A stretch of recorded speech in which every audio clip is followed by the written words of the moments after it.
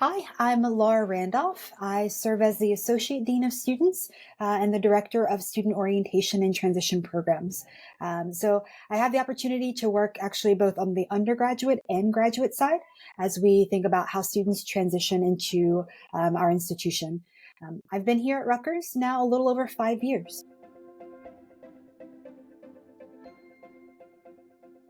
We were pretty ambitious for 2023. One, we moved our entire program to a completely different campus.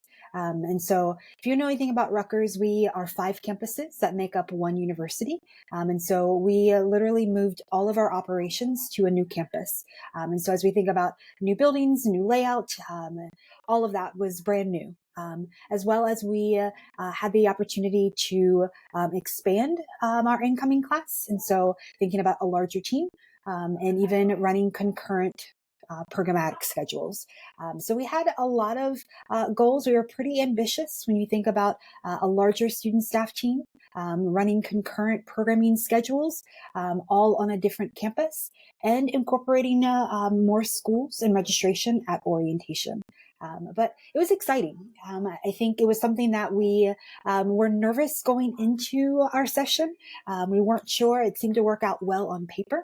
But once we got it going, we were fortunate that we were able to see even more of our incoming students. We were able to create a schedule where students didn't feel like they were just a number. But rather they had their own individual orientation program and not feeling like, okay, do I go here? Do I go there? And so for our first time out, I thought we were very successful. And even reviewing the feedback from our students who went through the program, they felt like they were still able to make connections. They felt like they were still able to know who their orientation leader was, and that their orientation leader provided comfort to them, as well as access to better understanding how to navigate Rutgers. So I would say it was a pretty successful summer.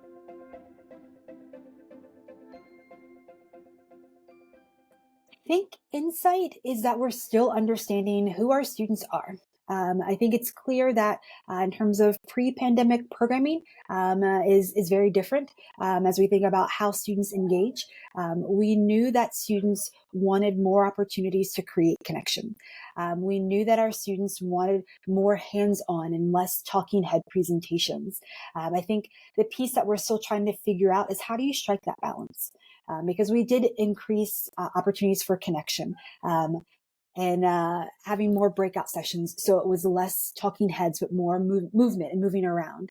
But I think we're still trying to understand how do students understand and retain information and what's the best way to do that. And so even as we think about interactive programming, what does that mean for our students?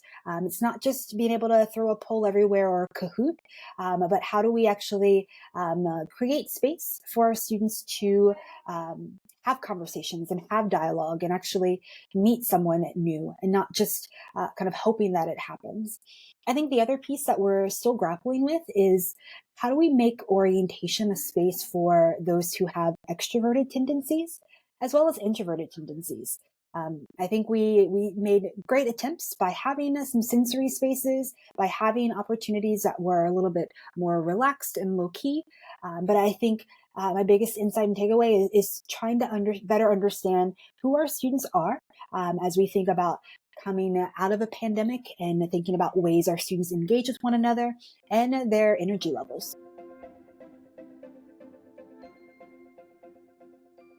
I think for me, it was the ability to see our students' import record.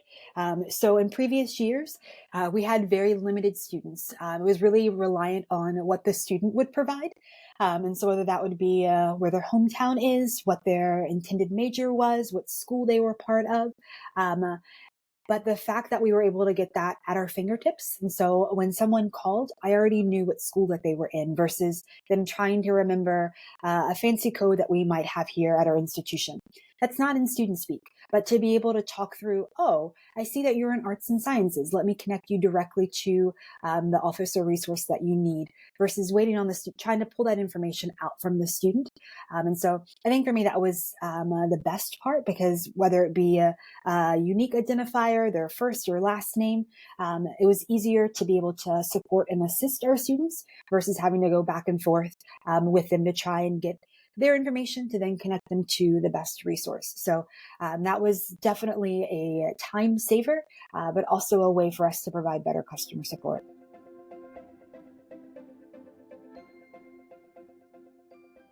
I would recommend because it's particularly if you are at a campus where getting access to data can be challenging to say the least. I think this is a product that one involves your IT team from the beginning.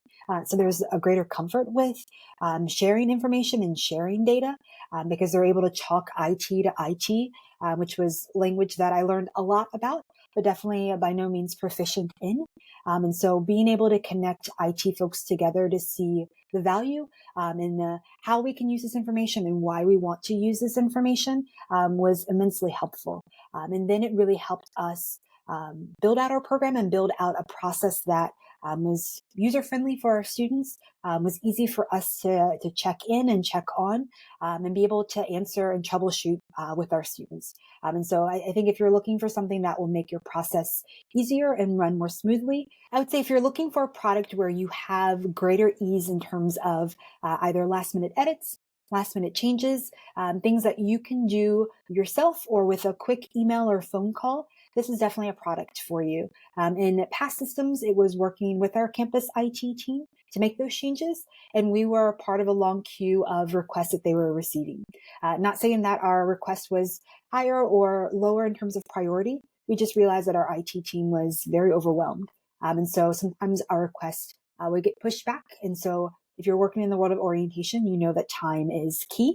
And trying to have quick turnarounds or last minute changes as you think about your program, this was a great product and a great resource for us. And so this was my first year with it, and I can't speak highly enough about it and being able to train my team. So it's not just one person that has all the information or has kind of the back end intel.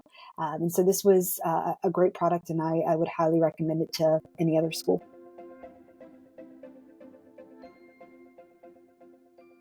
I think for us, we're looking to see how it can be more seamless. And so this year, we really approached it as three different programs.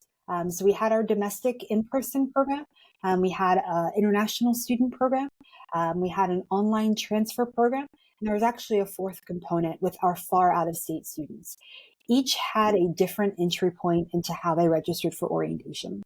And so as we think about approaching this upcoming season, it's really thinking about what's that singular point of entry.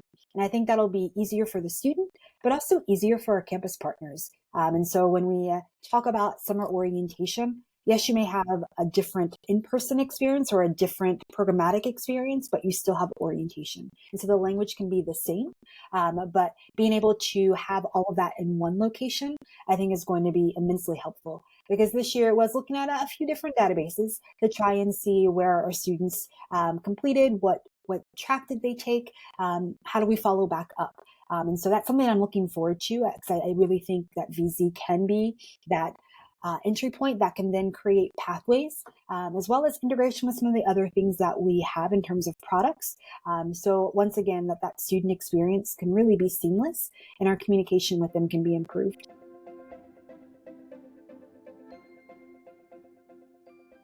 I think involving them in the conversation. I'm fortunate that I actually do have a strong relationship with our admissions team, both from a kind of a numbers perspective in forecasting, but then also on a day-to-day boots on the ground approach. And so we invited them to be a part of the onboarding of VZ. So they were aware of the system. We still were able to maintain communication. This time around, instead of me always reaching out and asking for questions, they were now reaching out to us asking for questions. And so I think it's not being afraid to have the conversation. We're fortunate that we have an enrollment management team that meets on a monthly basis. So I'm able to get updates in terms of trends and areas that they're thinking about, but also wanting to engage in conversation to see how we can be partners.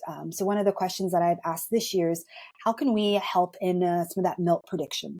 We know that orientation is a great validating point for many of our students. And so seeing how I can be a part of their process. So I think it's trying to determine and see how you can be mutually beneficial partners, or I'd say probably mutually collaborative partners. And help one another out versus kind of being sometimes feeling like they're only pulling information or you're only pulling information, but sitting down and talking through what your program is and what speed bumps or hiccups that they might foresee. I think for us, as we thought about moving to a different campus, they were some of the first folks that I went to see what were our blinders, what things had we not considered, what did they anticipate being questions or concerns from students and family members. And so I think as you look at that partnership, seeing it truly as a partnership and starting conversations early before you're knee deep into an admission cycle to see and understand what is their cycle, how can you be collaborative, and even as you go through orientation, being able to share updates with them. Some of the things that I did on my campus was each week I would send out a report of here's who's coming to orientation with some basic demographic information. And that way I'd give them some insight in terms of, okay, how many students are coming through our program over the course of the summer. So hopefully that when we start thinking about the next cycle, that they can see where we could be potentially valuable partners and ways that we can share information.